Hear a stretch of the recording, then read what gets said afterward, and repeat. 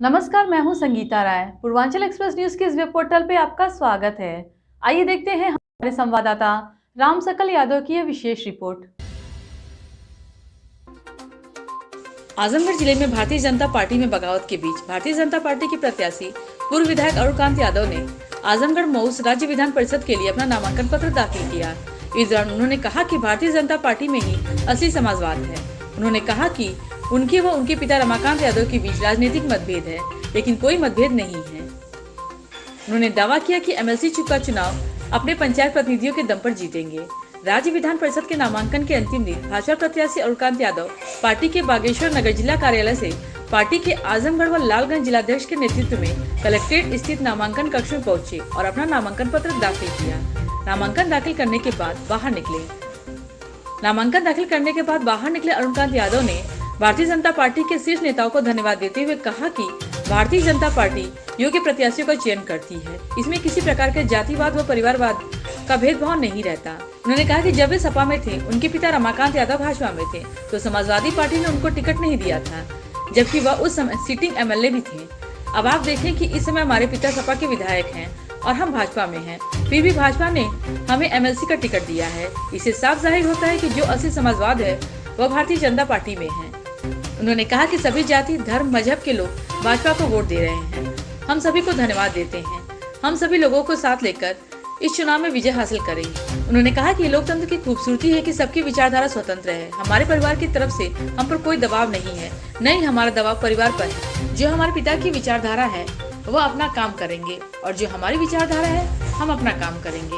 उन्होंने कहा कि वे पिता रमाकांत यादव से आशीर्वाद लेकर नामांकन करने पहुंचे हैं। राजनीतिक रूप से हम अलग अलग हैं, लेकिन बाकी सब कुछ सामान्य है और कोई मतभेद या मनभेद नहीं है। सबसे पहले तो मैं भारतीय जनता पार्टी को धन्यवाद देना चाहता हूं और दूसरी चीज़ मुझे इस बात की खुशी है कि भारतीय जनता पार्टी योग्य प्रत्याशियों का चयन करती है। इसमें किसी तरह का जातिवाद या परिवारवाद का भेदभाव नहीं रहता, क्योंकि जब मैं सपा में था तो उस टाइम मेरे पिताजी चले गए थे बीजेपी में और मुझे सपा ने टिकट नहीं दिया था, जबकि मैं वहाँ से सिटिंग एमएलए था।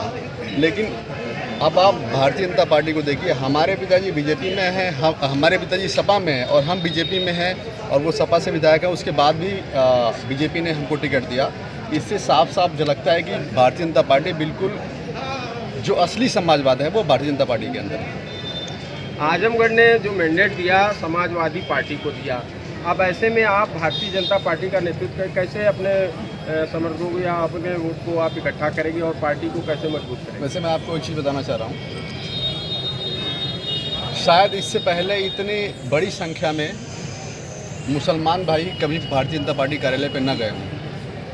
तो जो ये चुनाव है, इस चुनाव में आजमगढ़ के सभी धर्म, सभी जातियों के लोग एकजुट होकर के भारतीय जनता पार्टी को वोट कर रहे हैं। इसके लिए मैं उन सभी लोगों को धन्यवाद देना चाहता हूँ।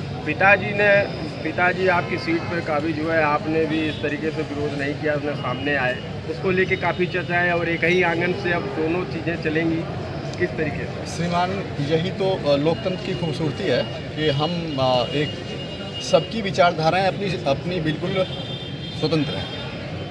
हमें किसी भी तरह का हमारे परिवार की तरफ से कोई दबाव नहीं है, ना हमारा दबाव हमारे परिवार के ऊपर है। जो उनकी विचारधारा वो वैसे काम करेंगे, जो हमें सही लगता है वो हम करेंगे और मुझे लगता है कि यही सही है। पिताजी से आशीर्वाद लिए? हाँ बिल्कुल, क्योंकि आपके पिताजी का बयान था पिछले विधानसभा चुनाव में कि बेटा मेरा है तो मेरे साथ है, और जबकि आप भाजपा से एमएलसी का चुनाव लड़ रहे हैं, तो क्या पिताजी आपके साथ हैं?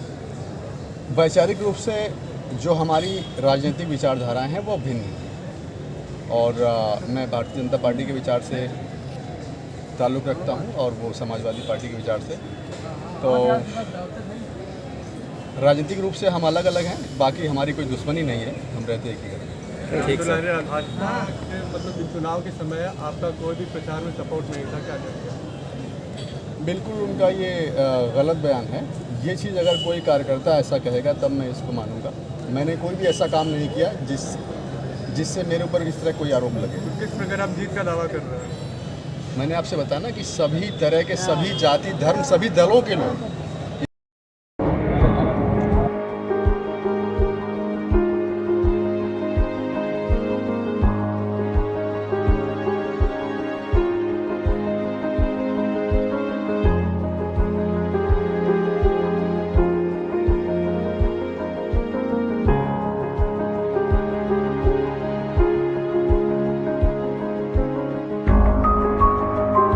अगर आपको हमारी खबर पसंद आई हो तो हमारे चैनल को लाइक, सब्सक्राइब और शेयर जरूर करिए।